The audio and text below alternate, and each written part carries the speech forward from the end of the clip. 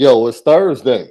The Yes, sir. Onora boys are in the building. Shaun Davis, Malik, Zaire. The Lucky Lefty podcast. We are brought to you by Onora Whiskey, OnoraWhiskey.com. And it's that premium American whiskey, OnoraWhiskey.com. And if you're going to drink, by all means, make sure that you do so. Responsibly. Gotta do it responsibly. Great show today. We're going to talk about some spring intel. For all of your spring intel and other tidbits, you can go over to Irish Breakdown's message board. You know, we all contribute. Brian Driscoll put up some intel, and the reason we're going to talk about it because the intel he got kind of lines up with some of the things that we had laid out over the weekend in our practice report that we talked about a little bit earlier this week. As always, Apple Podcasts, Spotify, subscribe to Lucky Lefty Podcast on YouTube. Hit that like button for us. It helps with the viewership. And also hit that notification bell. So every time we post something or go live, you'll know. So you can download us each and every day, 3 p.m. Eastern Time. Shows are up. CFB Nation in conjunction with Irish Breakdown. It's the Lucky Lefty Podcast, home of the misguided passion. You That's right. already know we spin it. Different. So we're going to talk about the linebackers. And today, I want to ask this question. Can Notre Dame be a gift and a curse, Left, Mm. for coaches? Can Notre Dame players sometimes be too smart? Too smart. Too smart. I want to ask that question. Because the linebackers, they said some things when they spoke to the media. And I want to ask that question. Can you do too much when you have smart players as a coach? Can you do too much when you have smart players as a coach? That's an LL question of the day. Can you do too much Can you do too much as a coach? when you have players that you feel like are pretty smart? Yes. Can you do too much as a coach? We're going to get into that, Left. We're going to get into that. Now, today is a special day. Now, I want to say this, Left. When Notre Dame brings you out, they bring you out. Because we all know the pomp and circumstance that went behind Marcus Freeman's introductory press conference. Today, Micah Shrewsbury was introduced as the men's basketball coach at Notre Dame. Okay. Step in the right direction. It was a pretty incredible event to watch. Look, let me tell you something. Shout out to our boy Jordan Cornette, who was the host. Jordan was clean in the navy blue suit. I sent him a text like, yo, you clean. That suit is fire, bro. He was clean. He was the master of ceremony. And, everyone was there. Coach Freeman was there. Women's basketball team, Coach Ivy. Man, everything was just lit, man. It's a great environment. Heard from Father Jenkins. You heard from Jack Swarbrick. Jack Swarbrick said they went through 70 candidates left and came up with, in my opinion, as one of the best candidates on the market, and Michael Shrewsbury. So That's right. Man, look. But we tend to hire a pretty good choice. Yeah. We're not really a team that I feel like, even when Brian Kelly came to Notre Dame, I didn't feel like it was the wrong choice. When Charlie Weiss came, I didn't feel like it was the wrong choice. It may not have worked out, but we don't really miss on guys we believe, just like the consensus believes, that we can get it done with this guy. So let's hear a little bit from the new head coach of the Fighting Irish men's basketball team, Michael Shrewsbury, as he introduced himself to the Notre Dame faithful and Notre Dame fans all across the world.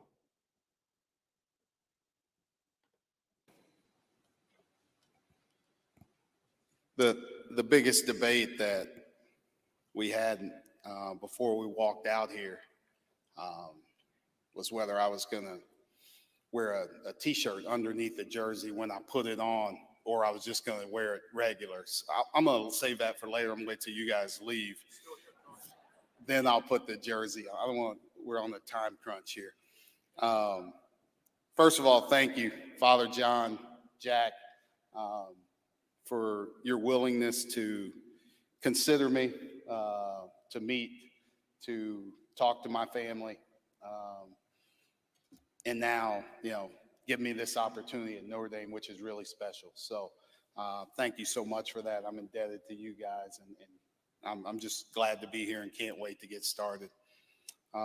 Also, I need to thank Penn State University and the administrators there, Sandy Barber, Lynn Holleran, who gave me an opportunity 2 years ago. And they took a chance on me as an assistant coach who had never coached a day in his life. And they took a chance on me. So thank you so much to them, the administration at Penn State, the players who took me on an unbelievable ride, and the fun that we had together building that in 2 years, and then the staff. I'm not here without them. I'm not here without them, and I appreciate every bit of that and everything that they did that we were able to accomplish together in 2 years. My number one value is family. My number one value is family, and they are, like Jack talked about and Father John talked about, every decision that's ever made in my life always involves them. So I have to thank first and foremost my wife, Molly. This has been, she's been on a tremendous ride, but she's been driving the ship, right? I'm just a passenger in this. She's doing all the real work, and thank you so much for everything, Molly. My two boys, Braden and Nick. Braden, the future home here, gets a chance to get up, shoot some threes here at the Joyce Center. So, and Nick on his way. I'm excited that he gets a chance to play high school basketball in the state of Indiana. So thank you guys for this. My two beautiful daughters, Caitlin and Grace. Thank you guys for everything and just for being there, right? There's tough days as a coach, but when you get a hug after a tough night, that means everything. And I appreciate you guys for everything. One small decision shakes a lot of people's lives, and I understand that, and I don't take that lightly, but they were all in, and they were all in to come here because they knew how special a place this is. Also here, I have some other friends that are here in attendance, and I want to thank you guys for coming and being here. And then also my family. My sister Monica couldn't be here, but my big sister Michelle's here. She's my rock, and don't nobody mess with me. They got to get through my sister Michelle first. So thank you for being here. My mom, who's been taking care of me for 46 years. With everything, and now my kids have picked up on that, and now they go directly to her for everything. And then my father, Bill Shrewsbury, he's my role model. He's my role model, and he taught me a long time ago to believe in yourself and in your dreams, though impossible things may seem. And now that full circle moment is coming about, and in 2005, I was the head coach at IU South Bend down the street. And I would always drive by this going home and always dreamed about what it would be like to coach here. And now in 2023, I'm getting that opportunity. So believing in yourself and in your dreams, that's really come true. And thank you. Thank you for that. And Jim McGuire, Molly's dad, Jane are both here also. Thank you guys for being here as well. I'm an Indiana kid. Grew up in Jeffersonville, moved to Indianapolis and grew up there, went to high school there. From St. Matthew's School to Cathedral High School, I probably didn't have a chance but to love Notre Dame. The amount of classmates that went to school here, the amount of people, we had the gold helmets at our school. We had the Irish mascot. It was destined for me to be here. And I really believe that. But through this time, since I've been announced, I felt the passion of Notre Dame from the coaches that are sitting here in the athletic department. I can't wait to get a chance to work with you and talk with you. The students that are here, I see some of the current players that are here. Jordan and a lot of the basketball alumni have reached out to me, and everybody in the community that I've walked past or talked to. I feel the passion of Notre Dame, and it's real, right? A lot of people talk about family and they talk about passion, but it is real here, and I can't wait to really get ingrained into this and learn more, but to be a part of this. The other thing that I've learned, and part of this is going through a lot of HR stuff. I start to look at the pillars, and the number one thing that stood out to me was excellence. It was excellence, because as you walk around campus, as you go through this campus, no matter who it is, whether it's people working at the Morris Inn, or whether it's somebody cleaning the Joy Center and getting ready for this press conference, whether it's watching Marcus and his team practice the other day, whether it's watching Neil's team on TV, whether you see students with their backpacks on going across campus to class, you see people pursuing excellence. And that's what we want to do, and that's what we want to be about, and that's what we are going to do here. I want this, right? I'm a college basketball guy. I love college basketball because you get to be around people pursuing excellence, right? My sons were lucky to be around the Boston Celtics in their formative years, and they saw that up close. They saw what it took for Jason Tatum, a Jaylen Brown, a Marcus Smart, and Al Horford to be at the top of their careers and what it took to be there. But now my daughters can see it also, right? They can look at Neil's teams. They can look at Salima's teams. They can just see people walking across campus trying to be doctors, trying to be lawyers, trying to be artists, whatever it may be. Everybody here is pursuing excellence, and that's what I want. That's what I wanted to be around. That's what I wanted to surround myself with. But that's what our team's going to be as well. That's how we're going to play. We're going to pursue excellence on a daily basis. We're going to try and grow as players. We're going to try and grow as people. And we're going to become the best versions of ourselves. My goal is to take the baton from the parents that have blessed me with their sons and help them grow to become great young men who are able to do something special. And you can do that at a place like this. This place is going to prepare you to be special in your life if you pursue excellence while you're here. Our teams, I can get into strategy. I can talk about basketball all day. That's me. I'm a basketball coach. But the things that really stand out to me that we're going to do as a program, we're going to play with discipline, we're going to play with toughness, and we're going to play together. If you do that, you give yourself a chance every single night, and that's all I'm asking. Nobody's going to be perfect. I'm not going to be perfect, right? Been a head coach for 2 years. I'm not going to be perfect. I'm going to make mistakes, and they're going to make mistakes too, but we're going to grow together, and we're going to do this together. We're going to stay in those principles of what we need to do, and that's how we're going to pursue excellence in our own way.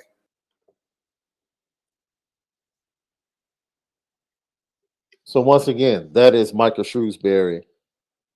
Just a little tidbit of his introductory press conference and him ingratiating himself to Notre Dame fans and the University of Notre Dame Lucky Lefty podcast.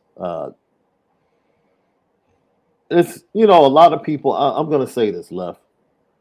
There are a lot of people that have focused on Notre Dame having a head football coach, a head women's and men's basketball coach, and I believe a women's volleyball coach that are all of African American descent. And they have chosen to applaud Notre Dame for that. And I think some people even will go as far as to say they never thought that they would probably see the day that Notre Dame would take the chances that they've taken on those individuals. And that's fine and dandy. If you want to write that and talk about that, that's fine. But I'll say this: Michael Shrewsbury, Neil Ivy, Marcus Freeman are great representatives of their community and their culture. But they're just great representatives of humankind in the human race, period, bro. So it's bigger than that. You can stick with that narrative, but we know Neil Ivy how much family means to her. We know Marcus Freeman and how much family means to him. And to hear Michael Shrewsbury talk about how much family means to him, it just makes you feel special about this era we're walking into as far as athletics in Notre Dame left. I know you were on campus and, there was a lot of winning going on amongst women's basketball, men's basketball, and men's football at Notre Dame when you were there. But I really think this era has an opportunity to be one of the most special eras of athletics at Notre Dame because of the people that they have leading the way. And Michael Shrewsbury, Marcus Freeman, Neil Ivy, and the rest of the athletic department. Um, what the fencing team just won another championship. The lacrosse team, top three in the nation. The hockey team in a rebuilding year, got to the Big Ten tournament finals against Michigan State. And look, it's just a baseball team, coming off college baseball World Series. It's just a great time to be a part of Notre Dame athletics, man. It really is. And, just looking forward to what the future holds for Notre Dame athletics. But once again, that's your new head coach of the men's basketball team, Michael Shrewsbury. He told you, I'm a basketball coach. I can sit and talk basketball all day. By the way, his youngest son, Bob, I believe, was a top 200 player. Mm. His youngest son, that's still in high school, is supposed to be a dude. He would already have an offer from Notre Dame if I was his dad. Of course. I would have hit him with the Dion. You see my son? That's your next starting point guard. He kind of alluded to it. He was like, yeah, my son, he's going to get a chance to play high school basketball in Indiana, and he'll be here.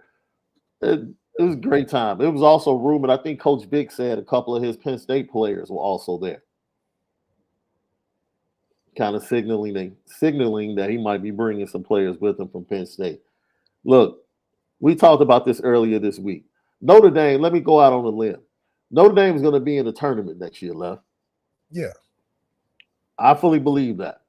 I'll take a step forward and say that Notre Dame is going to be in the tournament. And I can say that with confidence because I fully expect Michael Shrewsbury to attract some really good players in the transfer portal.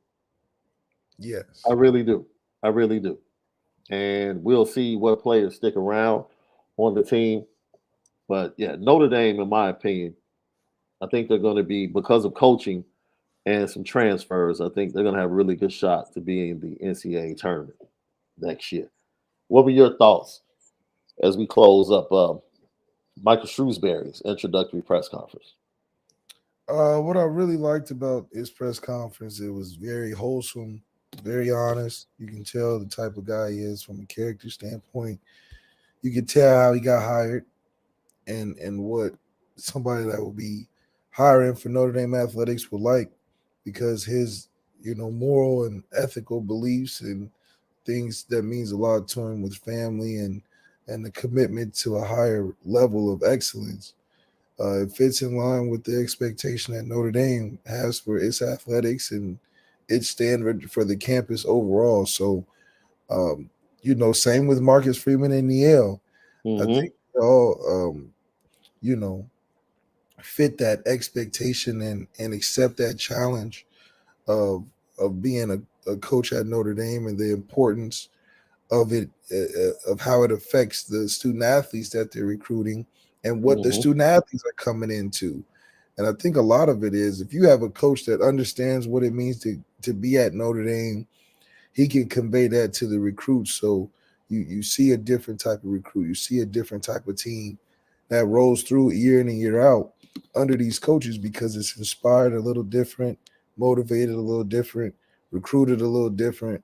But the expectation of excellence is always there.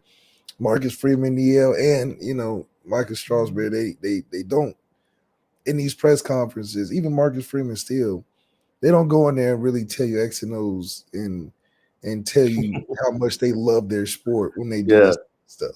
yeah, yeah, They'll talk about everything else. You'll forget what they was even coaching by the end of it because they're great people. yeah, And I think that's what you got from Coach, that he's a great person, man. And like he said, we'll see the basketball on display because that's what your job is here for. But we do like the pleasantries of knowing what else you're gonna add to these kids. But we already believe in you. yeah. He probably first thing we said, get these Under Armour basketballs off this stage. Yeah, bring that Nike swoosh with you, Jordan, whatever. Yeah. He said, this right here, this is a part of the whole regime. We getting that first thing. Get these out of here. He said, it's not going on the recruiting site, is it, with the basketballs already? Man, We can't take the recruiting picture with the basketballs right here. We got to get different ones. yo, and I'm the LL Nation, man. You guys are the best in the chat each and every day, regardless of what your point of view is on the topics we talk about. That's why we love the chat, and it just makes the show so much better because we celebrate diversity of ideas and opinions on everything that we talk about. And someone pointed out that Notre Dame doesn't need a Rooney Rule. And I've been blessed enough in the short time to have a relationship with Left and some of the other players over the years. My relationship with Jason Sapp going back over a decade, who's now a doctor in South Bend.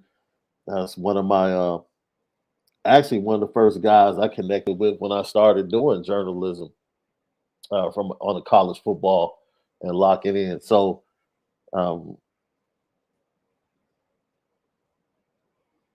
I celebrate Notre Dame for a lot of different reasons, right?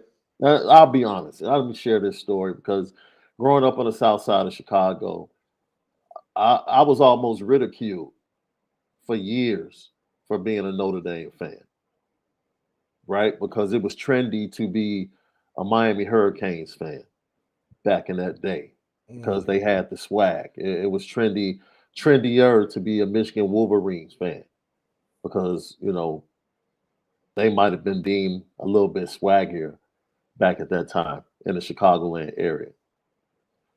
But I appreciate, my introduction to Notre Dame being my grandfather and, the opportunity to watch and grow and become a part of the community and ultimately have friendships and connections within the community, the diversity that is being shown, in my opinion, is a reflection of what Notre Dame has evolved to be. We're not talking about what Notre Dame might have been. We're not talking about, bits and pieces of the community that might not be as attractive. But we're talking about the inclusion of everybody that comes through that campus. And when you take the collective of everybody that comes through that campus, you end up getting a Rex Fluger. You end up getting a Malik Zaire. You end up getting a Cam McDaniel. You end up getting a Pete Bursich that I have a relationship with. All walks of life, different backgrounds, different geographical regions, different upbringings. But they left Notre Dame all the same, with that same spirit of brotherhood and an appreciation for life and people. And that's what we're seeing, man. That's why, you can write the story about, the representation. It is fantastic. We're not downplaying that at all. We rock with right here on the Lucky Lucky podcast. It's definitely fantastic. But at the end of it all, to see Notre Dame in 2023 pick up the flag and lead the way in this area, it's something to be proud about as a fan base. And if you're connected to this university, today is just another day to say, we get it. You know, while everybody wants to talk about Notre Dame and the fan base being arrogant and all of this, Notre Dame fans can sit back and say, yeah, but we get it. We get it. And that's what's up. That's what's up. Now, in saying that, we need to end this 35 years. All right. That was a nice little transition. Exactly. We said all that nice stuff, but back nice to ending this 35 years of no championship. It's the Lucky Lefty podcast. Let's get to it. Yeah, because at the end of the day, that's what's gonna stamp your good warming feeling of being welcome is to have a championship. That's the result of it. I wouldn't mind Michael Strasbury being like a Mike Tomlin. Now, wait a minute. You're not about to disrespect Coach. It's Shrews, not Strawberry. He's not Daryl Strawberry left. Come on. It's Shrewsbury. Come on, man. You cannot give him the Stetson Bennett. If we not winning, maybe. Or the Stetson Benson treatment. Yeah, maybe. If he ain't No. You're winning. We're winning. We're winning. Hey, when the man said I had to decide whether or not I was going to come out in a suit or the jersey, he's ready to win, Left. I think his climb is a lot tougher than football's, though. I think if you had to rank who's the hardest. Yeah. He's the hardest of the three. I would agree. Now, if you're talking about, you're comparing you're talking about football, women's basketball, and men's basketball. Men's basketball. He has. So we're talking about the climb to a championship. Who is the hardest climb? I think it's Strasbury. Shrewsbury. You had it right. Shrewsbury, man. Sorry. I know you're in California. Just stop thinking about strawberries, man. It's Shrewsbury. I apologize, Coach. Shrewsbury. Micah Shrewsbury. Look. Shrewsbury. I don't know. I'm interested in seeing what the chat thinks about that because right offhand, I could say yes. But I'm watching a Final Four with San Diego State and Florida Atlantic in it, Left. Right? Hold on. Listen to me. That's true. Listen to me. Listen to me. I'm watching a Final Four. That's true. I'm watching a Final Four with Florida Atlantic and San Diego State in it.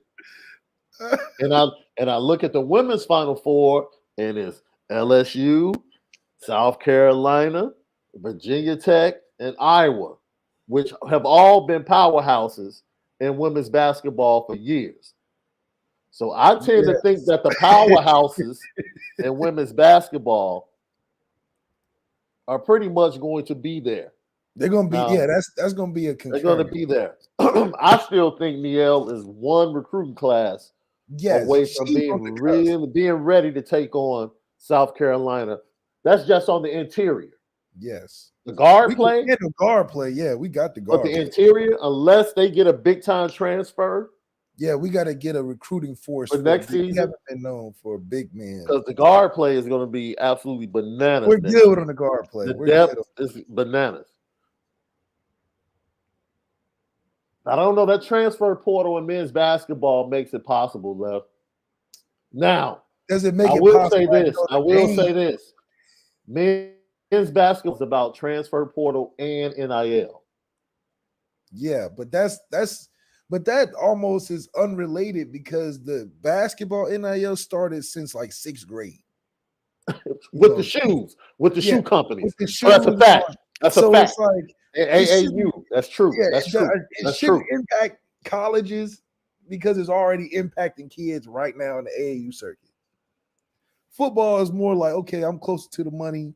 Start showing me some love because football is so far from predicting if a 6th grader is going to go to the NFL, so a little different. But I think NIL will play some sort of factor. But if we get in the right recruits, they're already going to have the money and the prospects and all the resources. Yeah. We're just a stepping stone because they're usually a one and done or a 2-year guy or something like that. That's,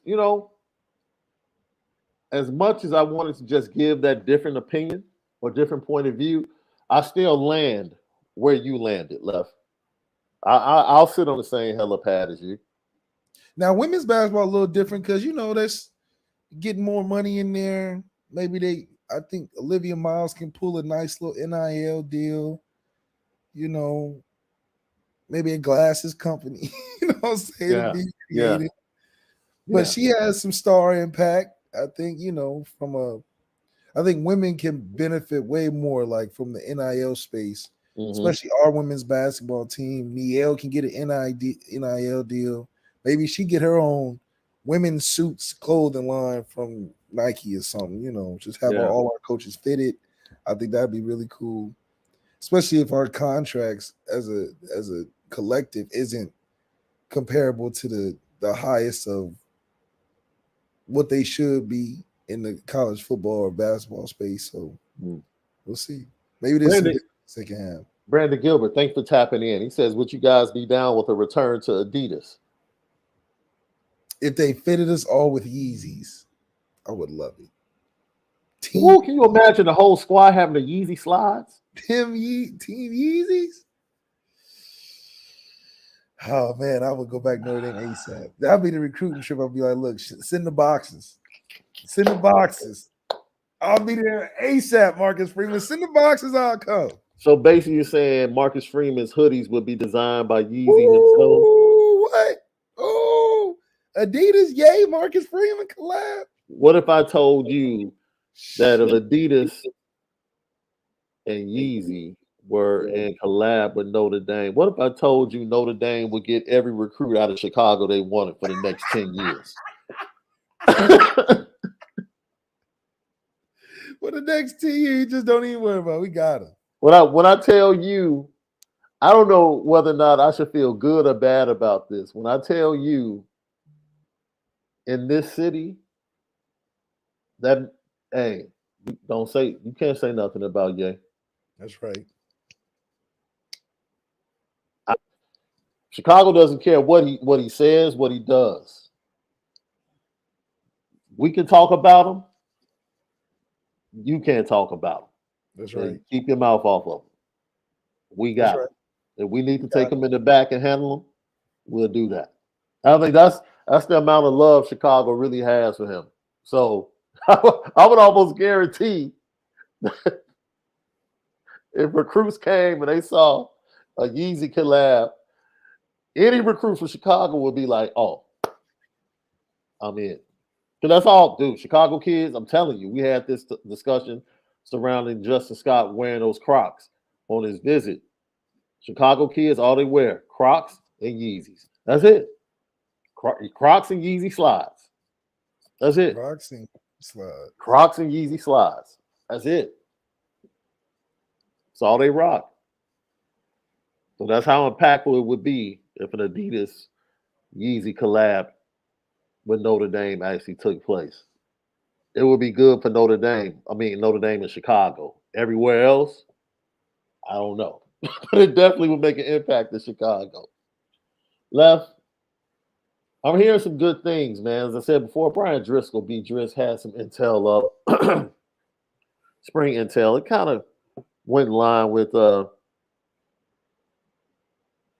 some things we heard about. But what if you thought, I said this like 3-4 days ago, I think on the Monday show. I was like, yo, Sam Hartman is different. Remember I said that? You remember that show? When I came on, I was like, yo, Sam Hartman is different. And I said, dude, we haven't seen a quarterback at Notre Dame in like the last decade. Like, and you were like, for real? I'm like, bro, this dude is different. He's different. And remember I said it would impact the wide receivers? Yeah. Well, according to people around the program, wide receivers are making plays all over the place every day. But see, here's the benefit to that. Yeah, you talked about this. You said, watch how improved quarterback play. You said this, Love. You said, watch how improved quarterback play makes it better for everybody on the roster. Because now Cam Hart and Benjamin Morrison are actually being challenged every day. So when they go up against this wide receiver core every day in practice, they have to go up against a Braylon James. They have to go up against a Jaden Greathouse. They have to go up against a Rico Flores. They have to go up against a Deion Colsey. They have to go up against a Tobias Merriweather every day.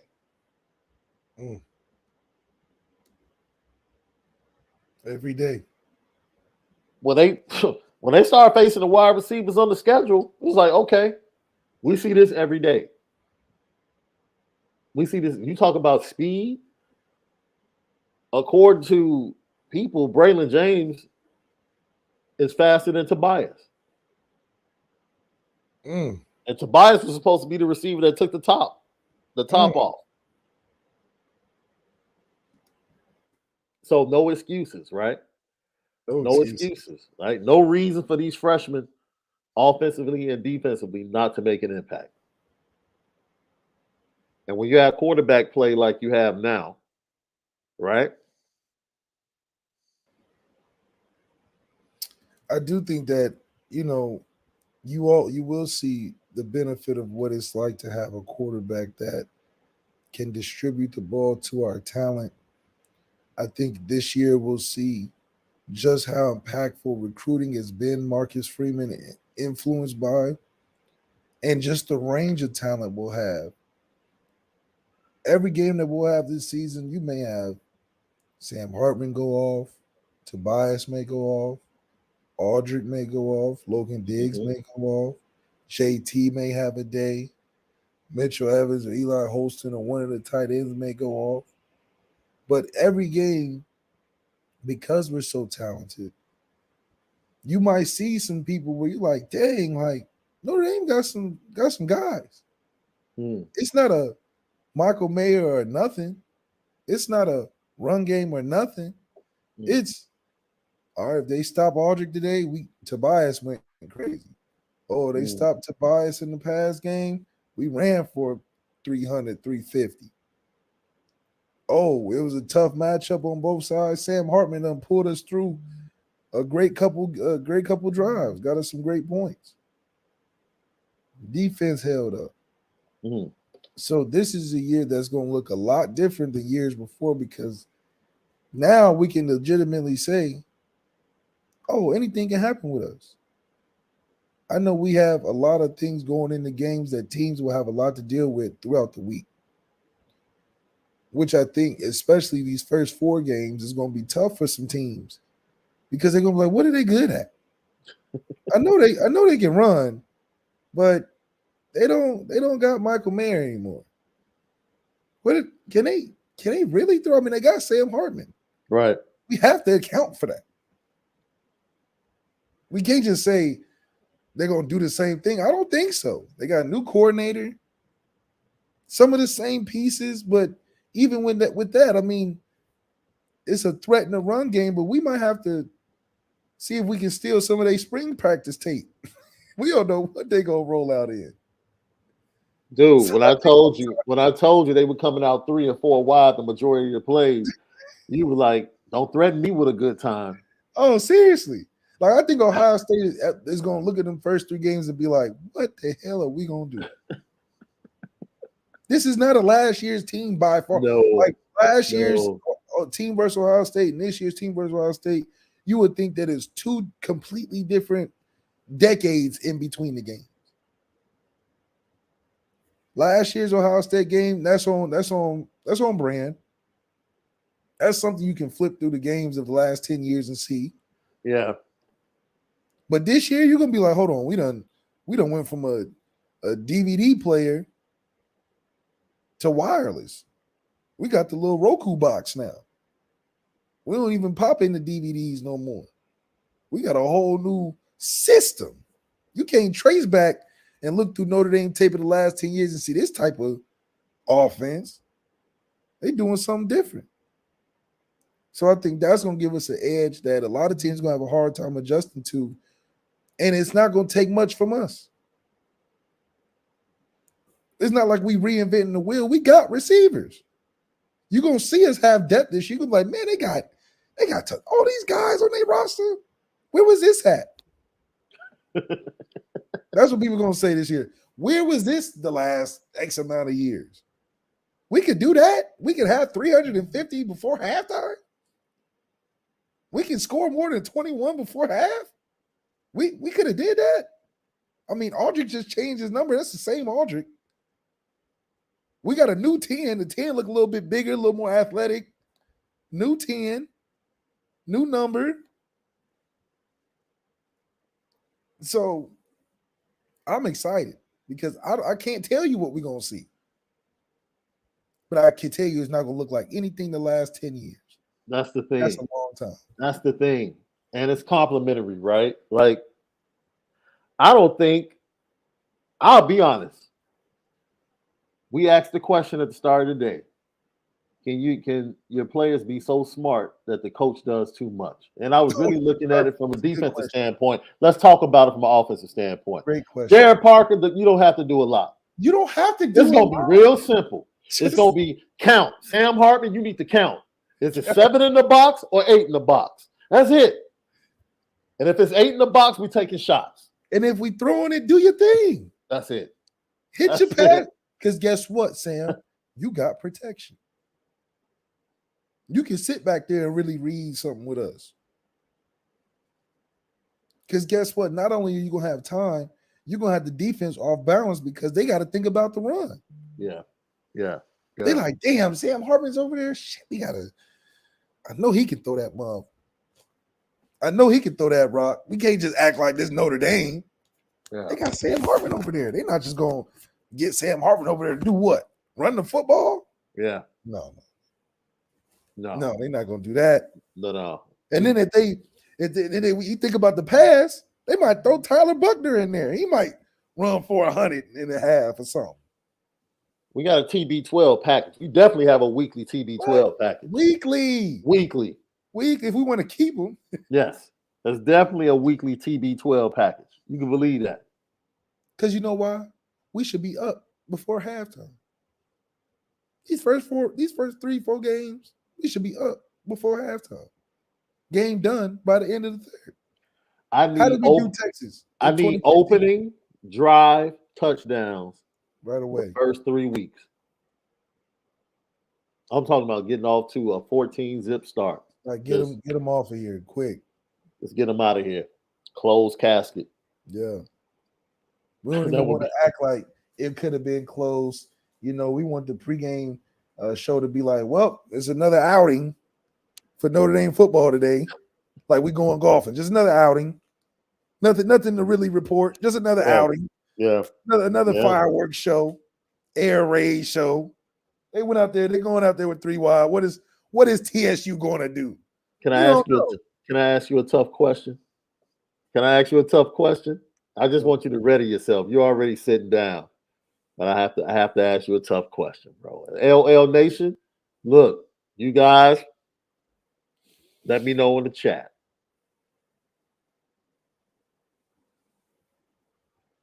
Are you ready for Sam Hartman to possibly be one of the top quarterbacks Notre Dame has ever had? I'm just asking a question, Left. I'm just asking a question. I mean, are you going to be on that? He has to play more than 1 year. Well, I mean, what's up, Left? Are you going to put him?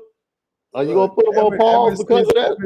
Ever since, well, you know, nowadays it's such a la carte type of thing these days with since the transfer portal and school history is everything is shortened up. So could Sam Hartman be the greatest Notre Dame quarterback in history for one season? No. I said, are you prepared for him? Are you going to give him the credit if he leads Notre Dame to the playoffs and he beats the 3 teams he was brought to beat? And people are like, yo, Sam Hartman is the best Notre Dame quarterback since Brady Quinn. I'm just preparing you for it, Left. I'm preparing you for it, bro. I just want you to be prepared. Listen. I think Sam came at a great time for the Notre Dame football program.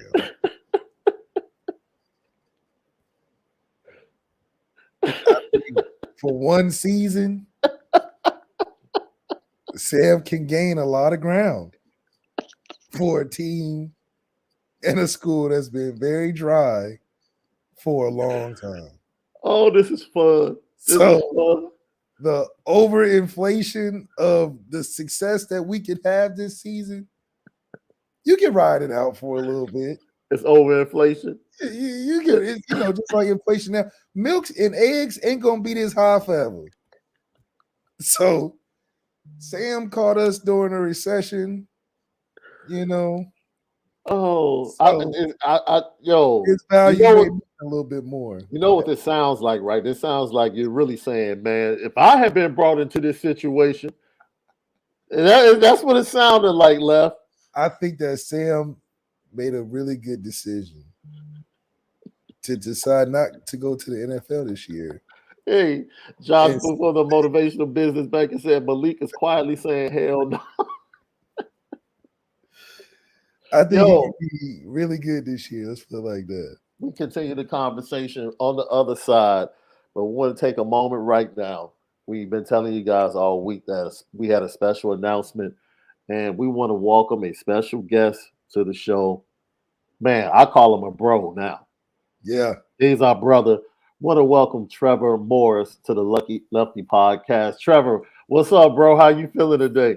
Man, I'm living right now. Things are great, and I'm really excited and grateful to be on the show. Been listening to you guys and to be able to get on and get some FaceTime and get a chance to see you guys and interact with the guests. It's a blessing. Well, Trevor, why don't you go ahead and introduce yourself to LL Nation and Notre Dame fans and let them know about the partnership that we're about to embark on with Lucky Lefty Podcast and yourself. And again, it's a blessing. My name is Trevor Morris, former walk-on at Notre Dame, and right now currently serving as the service committee chair for Holtz's Heroes Foundation. And we're just blessed, especially now when we're in need, to be able to help and reach out to our guys, both that played for Coach and extended, and also now you guys, to be able to do really positive things in the community. And this particular thing that we wanted to kind of get on and talk about was, I appreciate you guys coming into our world and reaching out to some of the kids that we're already interacting with. And I'm excited to announce that you guys, right before the Blue and Gold game, will be hosting your show right in conjunction with the YMCA. That's right. So that is April the 21st. We will be doing a live show, a 2-hour live show in conjunction with the YMCA in South Bend, Indiana. We consider ourselves to be extremely blessed and honored to even be considered to be able to do this and be in connection with you, Trevor, Hostess Heroes, and everything connected to Notre Dame football in the city of South Bend. Any way we can continue to be a part of blessing that community, we have your back. So let's talk about it. Right. The full day, we're going to start out, we're going to do the 2-hour live show, and from there, what else will we be doing? From there, we're doing a food drive throughout the country. So right now we're connecting between 50 and 75 schools that are all doing food drives during the month of March. And with spring breaks, they've extended this. So a lot of them we've given until April to do it. We connected with St. Joe's High School and St. Joe's Middle School. They're doing a food drive. After the show, you're going to help them bring some food to a local food pantry run by Nan. She used to be the scores keeper for the Notre Dame basketball teams. So she runs a food pantry right up the way, and she's really appreciative of you guys for being involved with this. All right. After we leave St. Joe's, Left, I might have to prove that I got a bigger arm than you. On April 21st, I'm going to have to show you. You're not the only lefty that can sling it on this show. That's right. All right? Lefties make it great. I'm telling you. It's all Because after the food drive at St. Joe's, then we go to the YMCA. Tell us about that, Trevor. We got 20 or 30 of our finest young men and women down at the YMCA in St. Joe's, Greater St. Joe's County. And we're going to be working one-on-one, 5-on-5, however which way with them. And going to be working with them, just being impactful, getting some food for them, going to feed them good, and get up on the field and do some drills with them. Heck yeah. Well, I'm super excited about just being involved, man, and the kids are the future. And we know that, having us three impacting lives like that is something that we spend it different with. And I'm glad to even be able to do this, especially close to the spring game and everybody being involved. We really appreciate you guys. It's something that, we've been wanting to get in the books for a while, and Coach Freeman set the bar last year, so we wanted to try to do what we can to take it right to the house. And we're going to continue to do that. Once again, April the 24th, not 24th, the 21st, live show, St. Joe's Food Pantry on to the YMCA, St. Joseph's County. And we'll be doing our thing and showing that I got a better arm than Malik. We're there for the kids, but I'm going to have to show off LL Nation and show Malik I can throw 50 yards too. The Y's got a film crew there, so I'm going to get some folks on the ground to make sure that we document every bit and inch of this, because we got something for the record books, and we also want to have something for when we catch up again to talk a little trash to each other. So, Trevor, before we let you go, how can Notre Dame fans and LL Nation, how can they get involved? Well, what we like to do, especially, like I said, during March and now extended through April, just tap into your local food pantries. If you can, either on behalf of your club, Notre Dame Club of St. Joe's Valley, or wherever you're at throughout the U.S., donate some food, help those in need, and just, be aware of what's going on around you. And I do have one final thing I want to add to it. This is a little bit of a segue. We got something big for Tennessee State. And you heard it here first. We're going to be bringing some kids from the East out there. And we've done it in the past. And I'll send you guys a couple of links of things that we've done for the kids out at Notre Dame through New Jersey. But we're branching out to PA. We're branching out to DC. Might have some kids from Staten Island. So this is going to be big for Tennessee State. So mark your calendars, and we'll have some more information out there for you shortly. And Lucky Lefty Podcast will also be partnering with you guys for that Tennessee State game. As we said before, Trevor Morris, we thank you so much for even thinking about myself and Malik and allowing us to take part of giving back to the community on April 21st, right before the blue and gold game. I know we're going to have Notre Dame players coming out, also participating at the YMCA with the kids and giving back to them. It's going to be sponsored by Costco, as you said. We just look forward to having a fantastic weekend. And then from there, we'll just go out in the community and hope to meet more Fighting Irish fans, whether it's out in the community on that day or at the game. Appreciate you guys. Definitely appreciate you guys. And one final note. On that Sam Hartman debate. Okay. I think right now we're in upward trajectory phase right now. We are buying the dip, if you will. Yeah, okay. I think that the upside of that stock is monumental. So let's roll the dice and let's hope we get a Bitcoin on our hand. Oh, I like that. I like that. There we go. He's talking. We might have to NFT this. Yeah, we might have to NFT this, bro. Tell you. I gotta up my game, so I'm gonna pay attention and see what you guys do with this. So, but again, I really appreciate you guys for giving me the time and platform to be able to talk about the great things that happen in the community. Absolutely. And look forward to catching up with you guys in person. Absolutely. Thanks, Trevor. We'll talk to you soon, bro. Appreciate you. God bless. Right. Go Irish. Go Irish. Once again, that's Trevor Morris.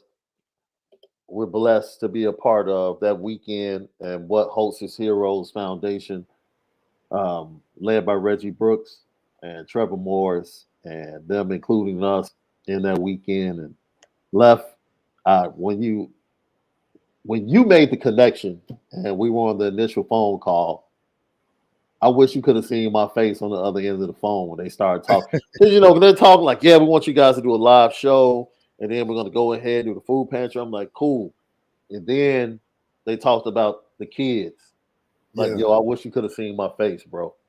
Right? That's right. We talk all the time. I'll dip out in the middle of a podcast if one of my kids call me, bro. That's right. Like one of my mentees calls me like, hey, I need you. We're ending the podcast like right now. Yeah, it's important. It's a responsibility. It means a lot. Yeah. So anytime I can give back in the area of youth and help in the future, man, I'm ear to ear. I'm ear to ear. So once again, we'll give you guys the location of the live podcast. As we learn, we do know it's in a studio. They're letting us know the location, and we'll give you that more information as we get closer to the date.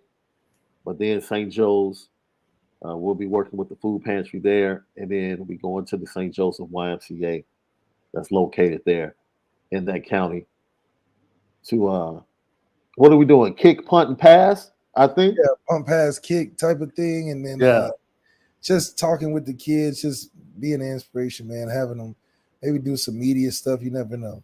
Yeah. We're supposed to get I think we're gonna have a couple of the kids on the podcast as well. Yep. We're gonna have a couple of local kids on the podcast Make that sure are y'all come out. interested in broadcasting. So we appreciate your support, and that's how we do it here on the Lucky Lefty podcast.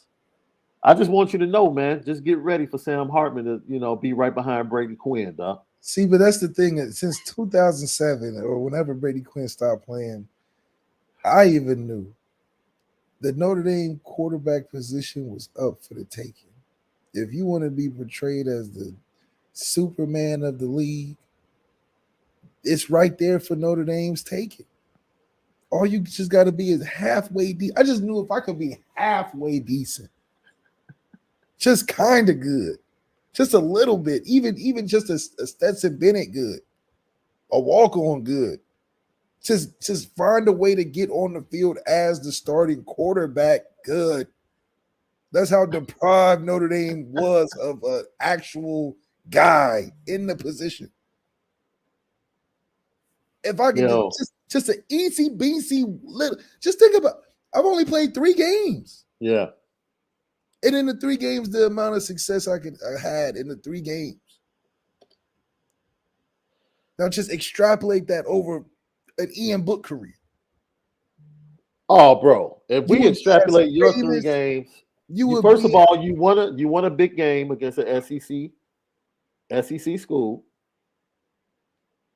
You beat a powerhouse program in Texas in your first start, and then you went on the road, got down, showed your resiliency, and will lead the charge. You were gonna blow Virginia out. You guys were gonna blow Virginia out. Yeah, we was about to put a spanking on them. We just came off a bomb touchdown, just drove all the way. So it's like just that teensy little clip. That's worth it though. Yeah. Because if you can take that and supersize it, you would be the literal man you would just write your ticket. Yeah. That's how important Notre Dame quarterback position is to college football. That's how important it is to the game of football and what that place means in the college football atmosphere. If Notre Dame has a quarterback, everybody else is in trouble, period. If Notre Dame has a quarterback, generally, they're in trouble. And that's Joe Montana, even when, Ron Paulus was there, Peyton Manning wanted to come here. Yeah. Yes. So if we Jimmy Clausen was okay, he is what he is. A lot of talent that was just like, at the end of the day, okay. But the hype that Jimmy got, you would have thought he was Paul Hornung. Aaron Rodgers, Brett Favre. That cat Jimmy might as well have pulled up with a fur coat, boy. I mean, Tommy had a better career. But just having the essence of just being that dude at the position of quarterback at Notre Dame, you better than the president. Yes. There's no better spot to be. I'd rather be the quarterback at Notre Dame than be Chris Brown. Because that position. Come on, that's apples to oranges, man. Because they're purposely putting a ceiling on Chris Brown. Chris Brown is without a doubt the most talented entertainer in the world. No one's even close to Chris Brown. We're saying right now. You can do a lot of things that average people can't do if you're the Notre Dame quarterback. Just like if you wanted the 32 starting NFL quarterbacks, you could do a lot of things that a lot of regular people can't do. So when you saying the Notre Dame quarterback is like the Rihanna of college football, it's like Drake of the rap game. Here we go. It is. You're not holding no necessary label. You out here collabing with anybody and everybody. You already hype. I'm just saying. Lucky Lefty podcast, man. You are you're like Justin Bieber. If you're the Notre Dame quarterback and you winning and you that dude, if Deshaun Watson or Trevor Lawrence was Notre Dame quarterback, because Clemson just wouldn't do it right. Clemson just didn't have enough of the machine behind it. If Trevor Lawrence, they both win the Heisman. They both win the Heisman. Yeah. Statues. Good Morning America. They probably be talking next to Michael Strahan every morning. I mean, it would be bigger than football. Yeah. So that's how big, three most important people on campus at Notre Dame. Father Jenkins, the quarterback, and then touchdown Jesus. Yeah. Because I think Deshaun lost to Lamar. Look at Lamar at Notre Dame. Oh. Deshaun lost to Lamar right now. Yeah, Deshaun lost to Lamar, and if I'm not mistaken, Joe Burrow and Devontae beat Trevor. So you're right. If you put Deshaun Watson and Trevor at Notre Dame with the same stats and performance and team success. Oh man, they had statues. I'm telling you. You have minimum 2 Heisman trophies. People will call him the greatest of all time, the best football players ever. Yeah. It's like winning the Super Bowl for the Browns. It just means way more. Yeah. It just means way more. Like if the Chicago Bulls got a championship without Michael Jordan, it would just mean way more. Because nobody ever thinks it would happen. Lucky Lefty podcast. You all see how I just ignored that? Getting used to this, man. Oh, by the way, y'all playing. I didn't know Zaire Cook was from Dayton. Oh yeah, I did not know Z. Well, she's actually from Columbus. Okay, but Dayton influence, of course. It's down the road. It's down the road. What you think of your White Sox playing the Astros for opening night, by the way? Dylan Cease is starting. I don't know. I'm upset because they're not starting Oscar Colas. Right. Because Valdez is starting and he's a tough lefty. And his ball breaks into. You know what? I'm like, if he's a rookie, he's won the job, start him. Like, dude, he's going to see tough pitching in his career. Start him. But the Astros will win. I mean, come on, man. The Astros. I can't get no W talk out of Jesus. The Astros, I mean, because Valdez is a tough pitcher. He's a man. He's a tough left-handed pitcher, and he's pitched very well against the White Sox. And is Chicago sports like Notre Dame? Don't let y'all win. I just can't wait for the era to come back where Chicago sports is winning. The Bears get to the Super Bowl or something. Bulls in the Eastern Conference again. No. You know what it is? Chicago believes in one team at a time. Oh, okay. So like how Boston, like the Bruins, the Patriots, and the Celtics were all winning at the same time. That's overwhelming for Chicago. That's too much for Chicago. So if y'all can skate with a 5-year run. Yes. So the White Sox had to win and be good. Then the Blackhawks took over. They took the one that Stanley Cups, and then the Blackhawks started to fade. And that's when it's time for the Bears. The Cubs decided to win that World Series. And now it's time for the Bears to take over and see what they can do. That's how Chicago can only do one good team at a time. And it's true. It's true. It's true. It's true. It's absolutely true. No, after the White Sox won the championship, then that's when the Derrick Rose era started. Yep. So it was Derrick Rose after that. And then it went from Derrick Rose. As soon as Derrick Rose got injured, here come Taze and Patrick Kane. As soon as he got injured, Here come the Blackhawks, and they go on their run. As soon as the Blackhawks taper off, here come the Cubs winning the World Series. It's at Notre Dame crazy. when the Blackhawks was hot. Oh man. I mean, I even thought about getting Because the Blackhawks did one of their outdoor games at Notre Dame Stadium. That's what I'm saying. I was over there and everything. And they used to play. I don't know if they still do it. They used to have their preseason game. Type thing at Notre Dame. Yeah. It was hot. I'm telling you, black people. I mean, like y'all Blackhawk fan. I'm like, yeah, hockey. Blackhawks were popping. Oh, but they was winning though. Yeah. But then when you got the black community going to Blackhawks games. That's what I was tripping about. I'm like, y'all acting like y'all Blackhawks fans all of a sudden. I mean, y'all rocking all the. Yeah. I know all the names. Yeah. But see, opening day is like overrated to me. It's the most overrated opening day in sports. Baseball is? Yeah, because all the bad teams win on opening day. You go look at the record of the worst teams at the end of the year. I bet you all of them won on opening day. Right? And players that had like 3 for 4 days with 2 RBIs and 3 runs had batting averages of like 215 at the end of the year. It's like opening day for baseball. I'll check in when it gets colder. It doesn't compare to opening weekend of college football. No. It doesn't compare to opening night of the NBA. Is that because there's so many more games, or is it's just a slow start? Baseball, you really don't. What do they say? You win 60, you lose 60, and what you do with the other 60. No, you win 60, you lose 60, and what you do with the other 42 determines who's going to win. Right? And that's pretty much the truth.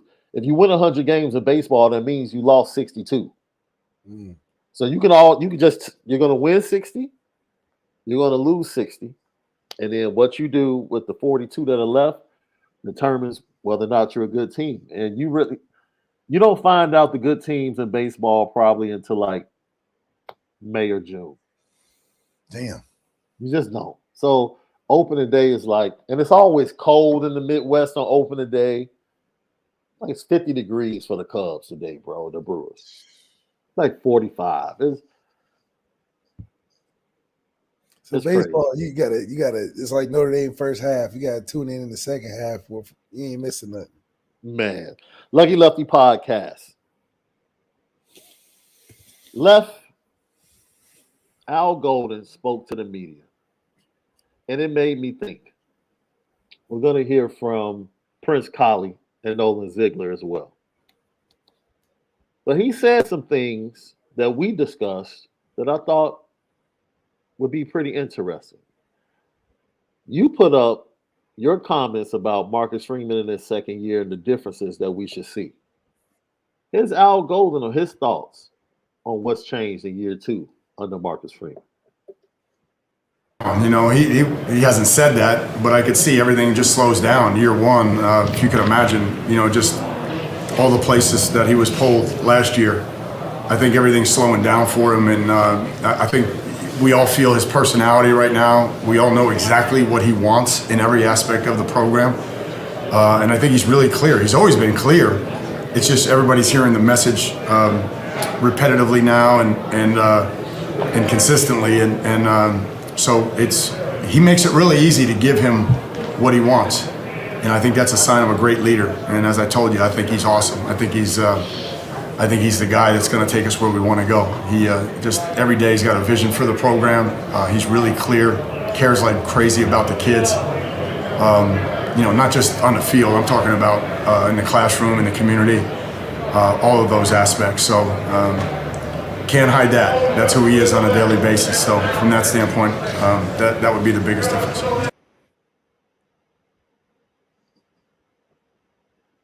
What does he mean when it says everything slows down, Left? Is that just a byproduct of Notre Dame? I do think it's a byproduct, just more attempts at it. You get a more better understanding of what you're going against, and I think Notre Dame is a fast track to that because they give you a lot that they expect you to handle that is way more than the average that you would give a person. So I think the attrition of just sticking to it and being consistent of a year or two, getting your feet deeper, more detailed, guys are more comfortable. You see a progression that's natural but also needed. You don't see an interruption in the program break where it could have been an interruption. Not being able to secure the Andy Ludwig and all the drama and the coaching ins and outs and the hires and fires and everything in between. Notre Dame program under Marcus Freeman still hasn't taken a dip that could lead you to say that the next year wouldn't be better than the year before. I think we made the right steps in recruiting. We made the right steps in coaching adjustments. We obviously see that there's evidence of some problems that could exist in the decision making of helping the team to win a national championship bona fidely or bona fidely win one. But I do think Marcus Freeman has enough of the right pieces and ingredients that you can get a team that can draw up some inspiration from themselves to get over a hump that is seeming to be obvious, but it's not from inside of the Goog. That's the issue.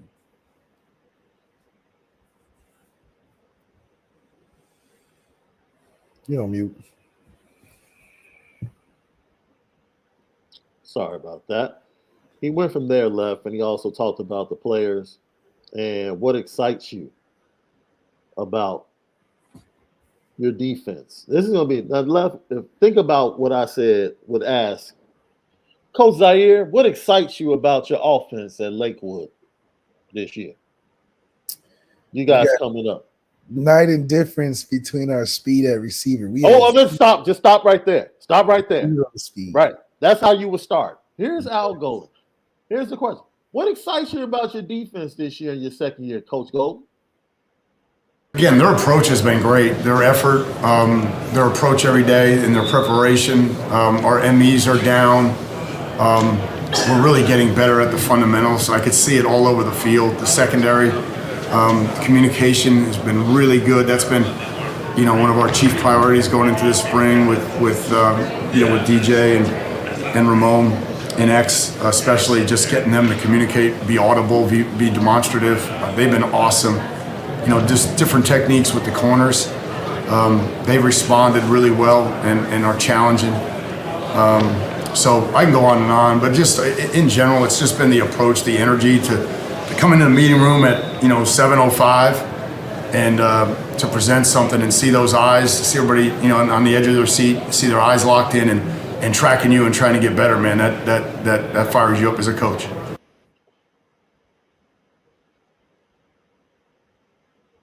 I'm not excited, Lev. When you talking about effort and energy, now once again, let's do the difference.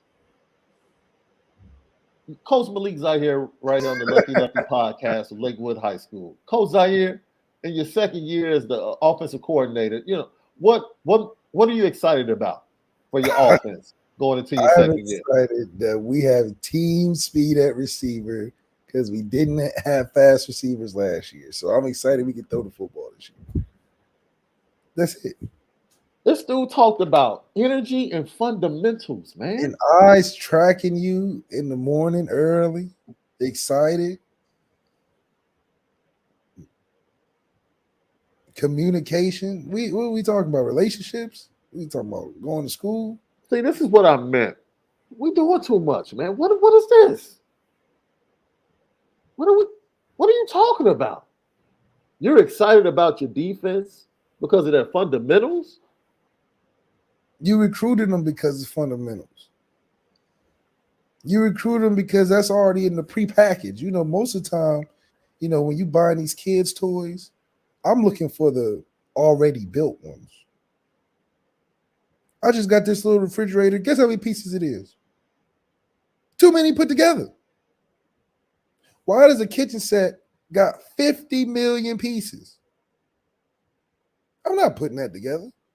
Because you know why? I want the stuff that's already came with it. Notre Dame, we're bringing stuff pre-made, not assembly required. We don't go to Amazon to find things that are assembly required. We go to Amazon to get the product delivered and ready to pop out the box and get to use. So being excited about having all these pieces at Notre Dame that you got to assemble is not exciting. It just seems like a lot more work. If we're working from ground up in day one, communication, energy, attitude, stuff that you're supposed to have walking in the building every day, that's the challenge on the individual. The challenge of the individual to come in, be excited, have energy, have a good attitude, communicate. Yes. That has nothing to do with a coach-player relationship at all. At all. And you should be excited about that at all. Left. Thank you. You are they ask you what you're excited about from getting these players again the next year. The stuff that you challenge them on an everyday basis of being energetic and having a good attitude and community. Don't tell me about that. That's not getting us better. Be excited that they're telling you something of a goal, tangible. Oh, I can see what you mean. I can't see an energy. I can't see a communication. Man, I'm excited about our defensive backs. I'm excited about Benjamin Morrison and Cam Hart. Yeah. Something, man. Say some names. You're already bland. There's no excitement in your voice. You need that hot sauce watch from Undercover Brother. Man. You need to talk to Marcus Freeman. You need to watch Marcus Freeman before he go up there and be like, take some notes. Okay, I can go in there and say a couple of those phrases. He didn't hit us with the we need to execute yet. He ain't hit us with that yet. I'm about sick of that word already. I'm trying to figure out, executing, just communicating, executing. You're excited about the communication? What, they calling each other at night?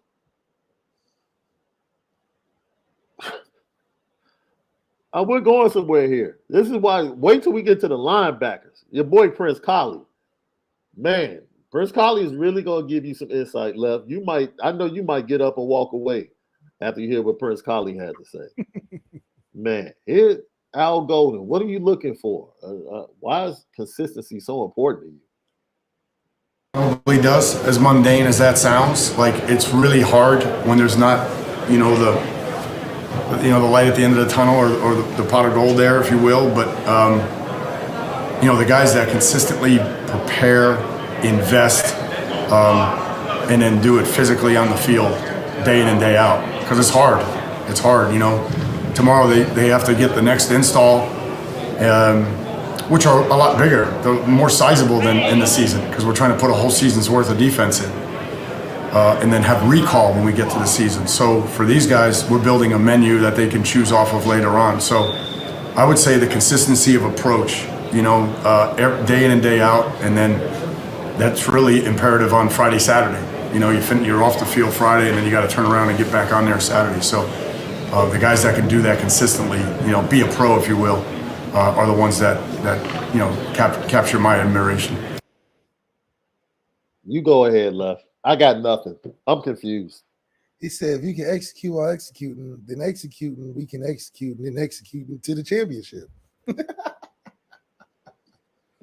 I just don't understand this whole non-quantifiable coach speak, because if we're keeping it on that level, everybody prepares different. Everybody learns at a different speed. Everybody is taking in information differently. So to generalize it like everybody's at the same speed getting better, I don't believe that. I don't believe X understands the defense like Ramon Anderson. I don't believe that. I don't believe in the first day of spring they're communicating great. I don't believe that. I don't believe that. So this whole, what gets you excited is that everybody's learning better. How do you know that? And it doesn't mean nothing. Yeah, you want them to know it and then execute and work hard and know their stuff and then physically perform it. JD Bertrand knows all the stuff and gets beat. So what are you excited about from last year to this year when the information in defense doesn't change much? So it can't be like you're learning something new. You can't hit us with that. You hit us with that last year. That was cool because it's new. Nobody knows it. Now everybody knows it for the most part. You can't tell me they learning it better. I don't want to know that part. We went through that season of learning it better. The information is the information. I don't know how much bigger the packages have gotten, but that doesn't excite me about what you're excited about. This whole not saying nothing thing. Just give it to us straight. What do you like? What do you don't like? And I think he's much more of a football coach than a public speaker. Is he so caught up in his system that he might not even know individually what players do? No, I don't think he does. Because it took us what, 20 seconds at the end of a game to know after one play and an instant replay that Jalen Snead was going to be that dude.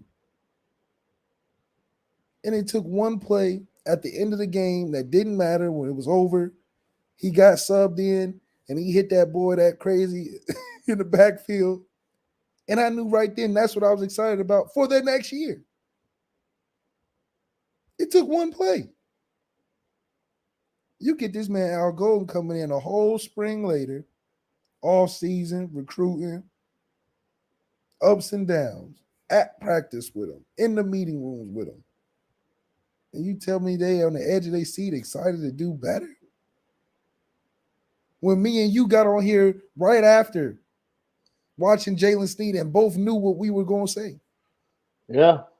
We both knew the play and the person we were going to talk about first after the whole game. The whole game done went by. Score was over, touchdowns, picks, all that. And me and you got on here the next morning wanting to talk about the end of the game, the one player that got subbed in for 3 plays and made the best play of the whole game. And Al Golden can't talk not one word about an individual on that team. It's weird, right? It's weird. It's really weird. Like, man, you can't talk about your young linebackers? You can't talk about your 2 defensive backs? You that general? You can't talk about Jordan Botelho? Nothing. You can't talk about your starters that are returning in the middle, Riley Mills and Howard Cross. You just What excites you is people wanting to learn. They're learning. They're learning. That's why I say, are they doing? He's too we're installing a full defense so they can have recall in the fall. Yeah, what is this? Standardized testing? What's your core defense, man? What are you? Are you 4-3, 4-2-5? What are you? Well, whatever the weather is. What's the weather for today? Is it raining? All right, we 4-3. Man. Partly cloudy? Oh, we are 3-4. With some safety blitzes. Oh, it's hot outside? Shit, we going to 5-2. Man. But that's offense, though. You go talk to offense, the same thing. Oh, we're just running some stuff here and there. See what we like. Sam's doing great. Quarterback's doing good. We'll see what happens. Mm-hmm. Hey, Nolan Ziegler, our guy, met with the media. He's working inside at the mic, a little bit at the wheel, but he just talked about that during the spring. You don't have all the free space, so you got to be just your feet, be quicker in the box.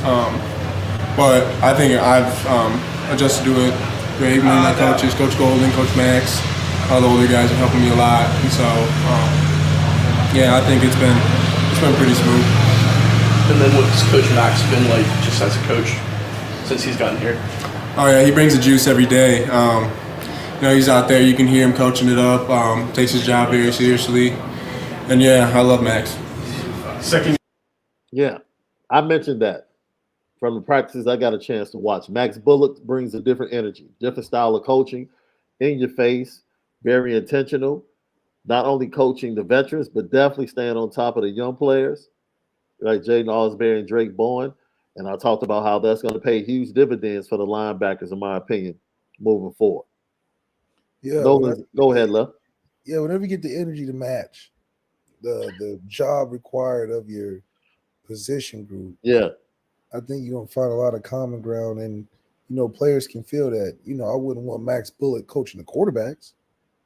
You know what I'm saying? Like No. that energy, you keep that on the defensive side. But I think it'll benefit well for a guy like Nolan Ziegler who wants to learn, who wants to be in there mixing it up, and who's going to make mistakes at 100 miles an hour, but is okay because he's got that support from his coach, really installing that, that passion in him. And I think if we keep that energy in the linebacker room, mistakes will lessen because you're flying around and you're making people nervous.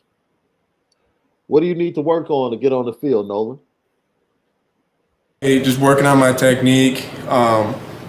Just getting the playbook, mastering it, so I can play free, fly around, just not have to think out there. You mentioned technique. Where have you improved in that area? I'd say just using my hands inside the box, just recognizing different keys, different tendencies, and yeah, it's just different. It's different playing in space to inside the box. So just working on my footwork, just different techniques inside the box.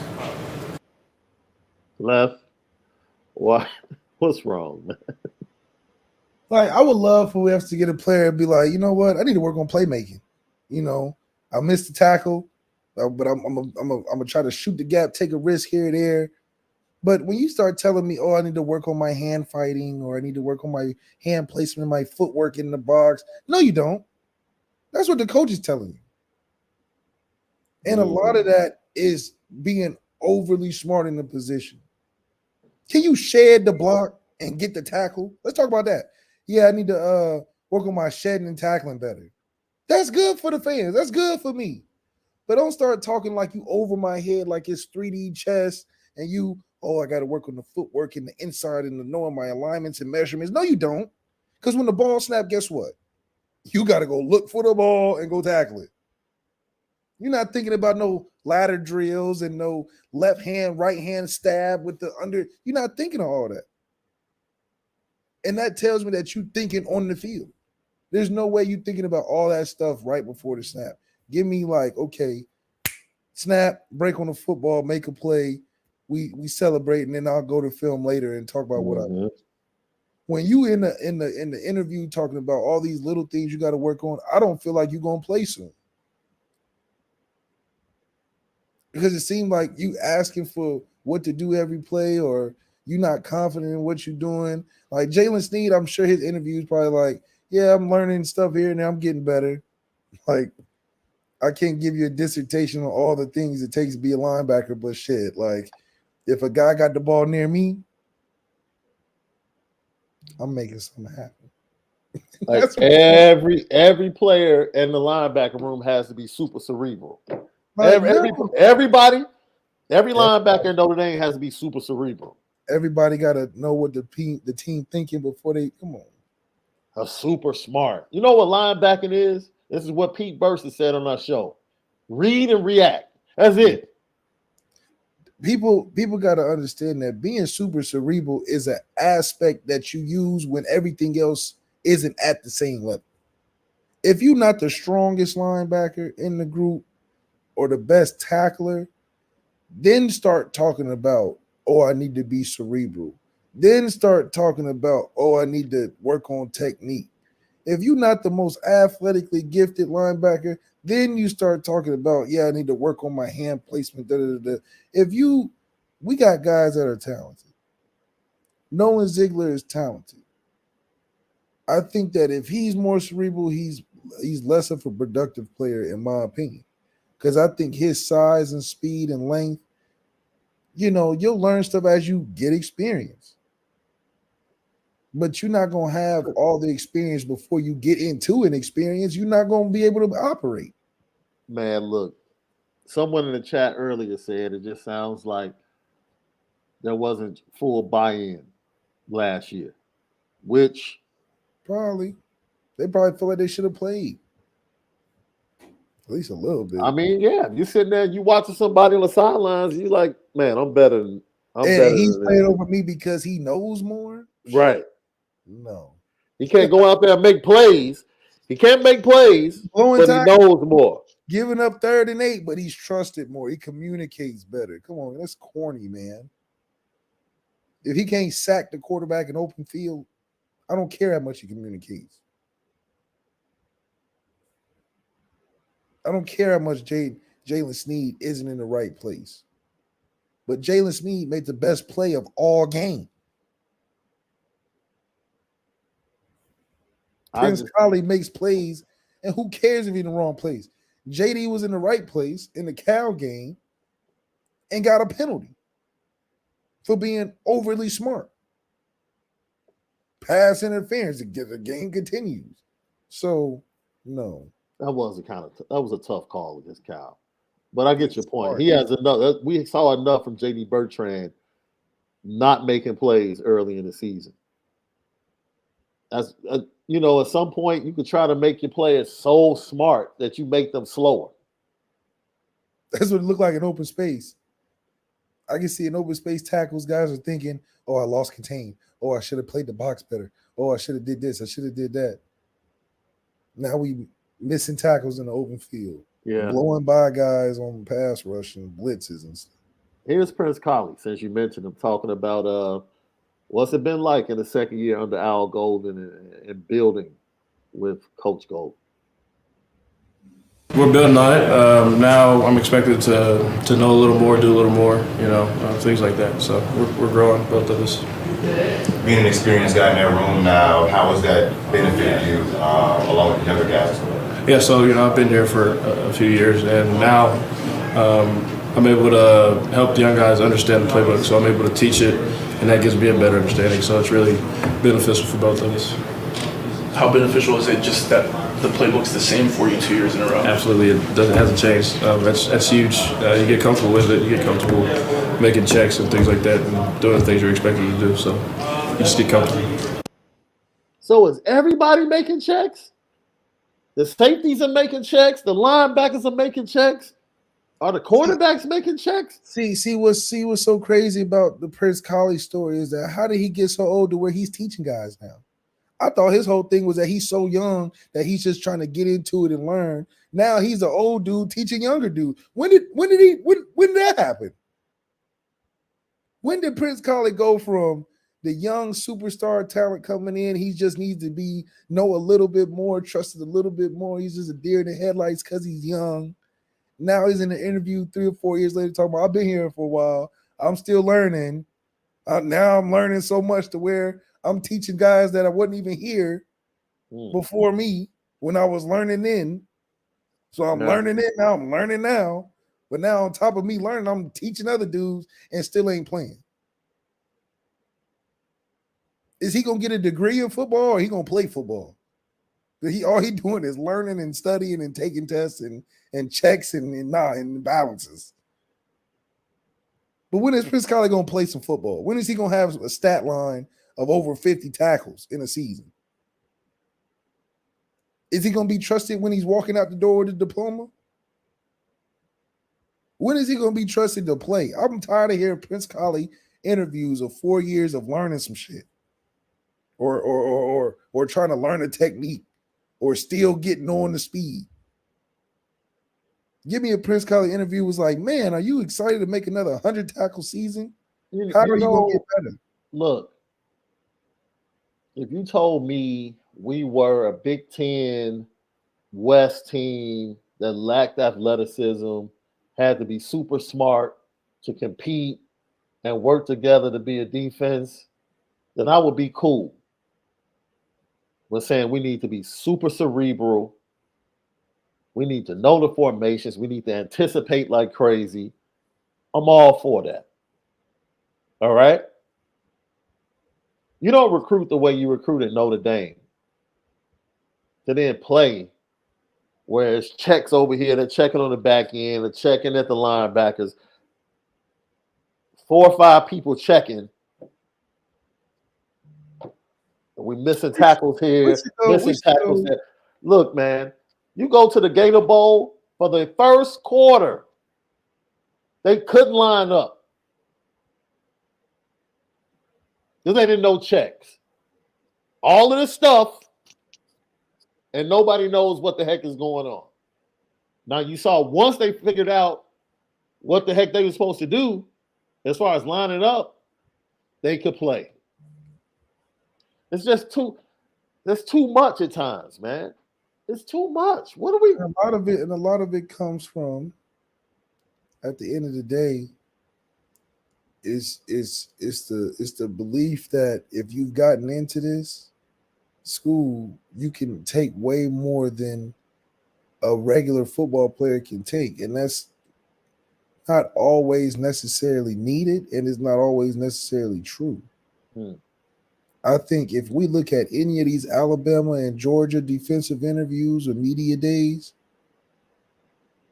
first of all, they're not getting them questions. Second of all, their responses ain't overthought out. Oh, Nick Saban needs my undying trust and belief that he's telling me the right thing. We went out there, we worked our freaking butts off. I'm hurting, I'm tired, but I know I'm going to be ready for Saturday. They're not talking about everybody needs to sit in the trust circle and have dissertations over plays. Will Anderson ain't talking about, oh, I need to work on my hand placement and working with my guys, communicating and what? Will Anderson's like, yeah, I'm looking to hit 25 sacks. How am I splitting double teams? What am I doing to work on my other parts of my game? So we're consumed in the knowledge of football instead of the actual investment of producing on the field. You know what's crazy about that, Left? I'm sitting up here listening to draft evaluations, and they're breaking down players that are going to be drafted in the first and second round, and they're breaking down their fundamentals. He can do a better job of hand placement. He can do a better job of shedding blocks. But yet still, he's getting drafted in the first round or the second round. You know why? Because despite all of that, the one thing he did was produce. Yeah, kids are going to spend their entire career in Notre Dame working on fundamentals. That's what you warm up to every practice, working on fundamentals. At the end of the day, can you produce and make plays? Find your playmakers, man. Be excited as a coach about your playmakers. Be excited about Jalen Sneed. What has you excited about this defense? Jalen Sneed, Jordan Patella. Give us some names. Morrison. You giving us intangibles. Give us some names. Because if you don't give us names, that don't make it feel like you paying attention. Fundamentals, now you sound like Eric Hansen. Yeah, there's a lot of fundamentals that were put on display at this Notre Dame practice that I only get to see 30 minutes of. Give us some names now. You definitely sound like the media. You definitely sound like the media. Come on. I'll go and say, hey, I know y'all may not know this, but Mary's in there working with me after practice every day. He gonna be ready. I know y'all not around, but Jalen Sneed, he ain't gonna be the same Jalen Sneed. I see him in the weight room. That's being excited about what you got, not being like, all right, guys, I've evaluated the whole group and it looks like we're pretty excited. I could have told you that. Man, Prince Colley. Yo, let's end this on a high note.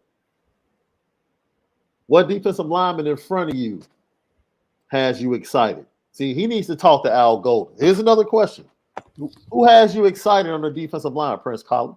Harold Cross. In front of you on the defensive line so far? Defensive line? I'm kind of biased. Jason Anye, he's really stood out to me. They just can't block him. That's really it. That's really it. So. See? Clear cut. See?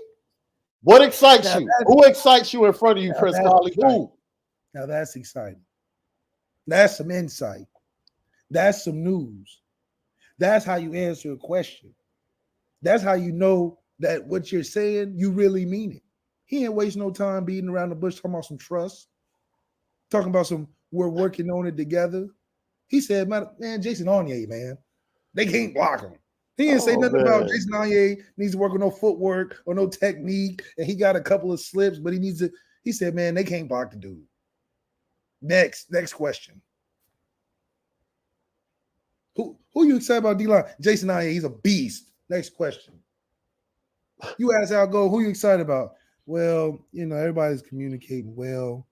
I look on my roster. I got X, Ramon Henderson. I got, these guys. They all excited to learn. Prince Colley doing this thing. Prince Colley, who you excited about up front? Man, that man Jason Onye a beast. They can't do nothing with that man. Prince Colley, how you feel excited working with Al Golden in the defense? Well, learning every day. I got everybody's phone numbers. We call, talk to each other on the phone. A lot of checks and balances. We do our homework together. I've been here for 5 years. I'm still learning. I don't know if they know I know anything yet, but you see how it's so different? But you say, hey, who you excited in front of you, man? Jason Onye. He didn't say Riley Mills. He didn't try to lump in the other D linemen and say they're looking together. He said Jason Onye. He's the guy. They all look good, honestly. Man, they all look good. They're all doing a good job. No, that cat said, I'm biased. First and last name. I'm going to tell you who's killing it. Jason Onye. They can't block him. He said, I don't know if you heard, but that man, Jason Onye, can't block him. The other dudes is good. Yeah. But so that's who I'm looking for going into the spring game. Jason Onye. I ain't looking for all the D-line. I'm looking for Jason Onye. So now everybody that's been worried about the defensive line, you have one bright spot that's been given to you by Prince Colley.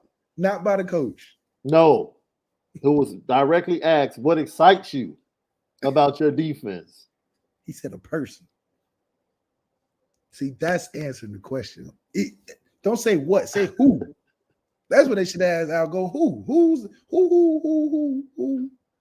There's some owls in maybe there. Maybe Al Golden leaves practice when we leave practice as the media. Yeah, he's like, oh, because all we really see is like the drills and the shell drills. We don't get to see the practice. You can comment on. Oh, they look like they're communicating. Right. They're working well as a unit. Right.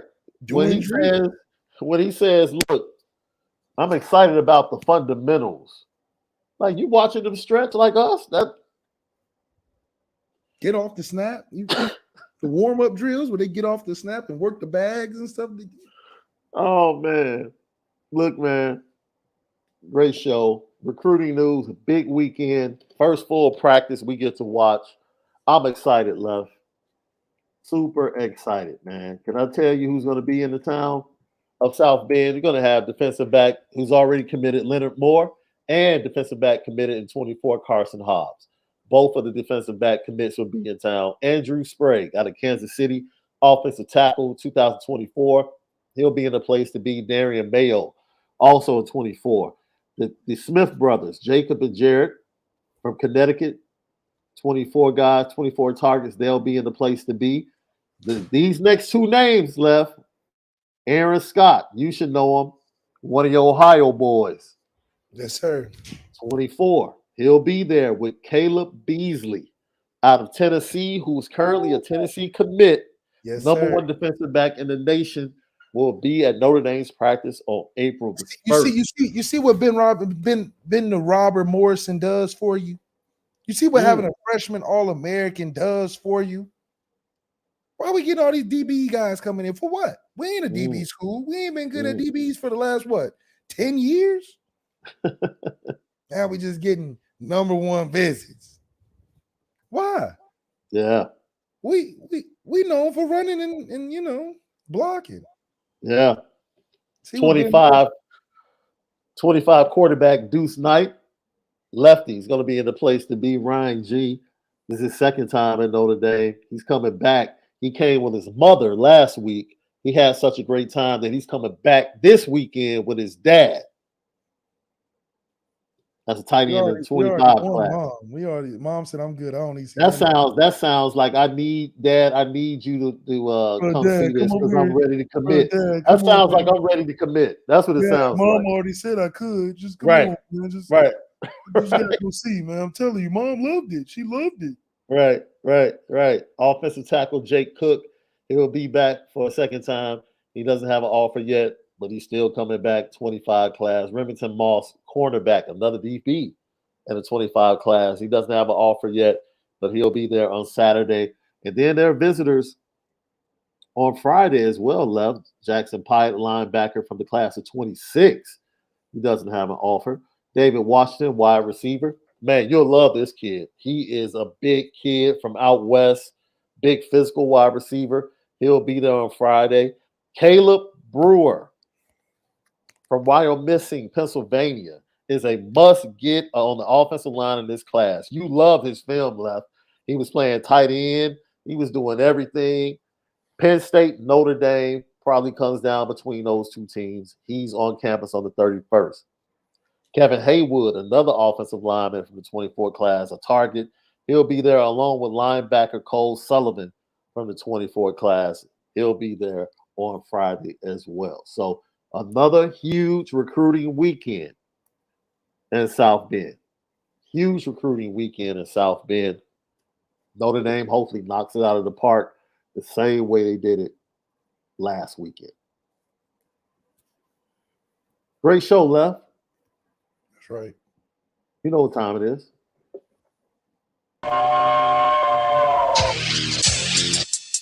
Petticoat.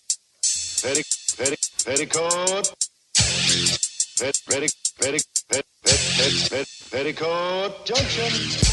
It's time to get petty. Oh, we did a good job executing. Are you upset with something?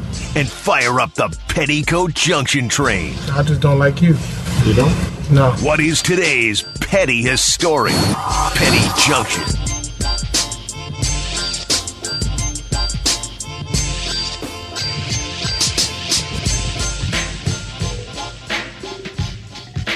Petticoat Junction.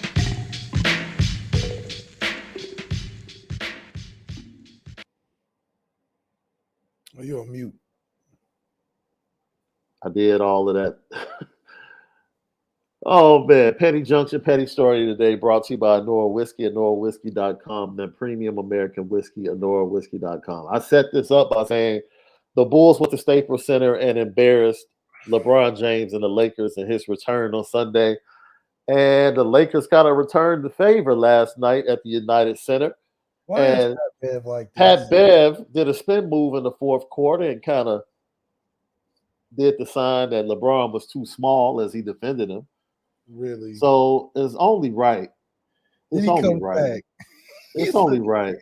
It's only right that LeBron comes back in front of, man, this is embarrassing. In front of, look, let me set the stage. Patrick Beverly's mom, he's from Chicago. She has front row seats to every game. And we're putting LeBron on the petty train because you just do not do this to a grown man in front of his mama on the basketball court. You got to learn, man. But, oh, man. And that is indeed the case for Reeves. Hell no. Beverly was pump faking, could not get LeBron in the air. Now we'll take a long one. Rebound. Yeah. Love. Yeah. Love.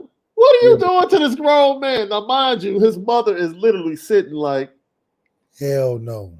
His mother sits. You see what D'Angelo Russell is looking at? You see where D'Angelo Russell is looking? That's where his mom sits. Don't even think about it. Look, I've never, dude. Yesterday's price, and that is indeed the case for Reeves. Hell no. Hell no. Don't even. Beverly was pump faking, could not get LeBron in the air. Now we'll take a long one. Rebound. You damn Why would right. you do that? You damn right. Why would you do that to that man? Not think about it neither. You bet not think about it. Send it home. Send it to the rafters. Messing with me, man. Oh my God. LeBron, you a damn fool. LeBron James to the petty train for that, man. No, they need it. What you mean? You didn't see what Pat did? Talk about wagging his fingers. Man, did I not put Pat Bev on the petty train? He did it. He did it the same game. He talking about Man, if I'm LeBron, I'm dunking on him in front of his mom. Man, you tell a grown man, hell no, Hell 3 no. times. Yep. Pat Bear better learn. Come on. Man, look, Good D, Bron. Lock up. we'll see you tomorrow for another great show. Most of all, make sure you spend it different today.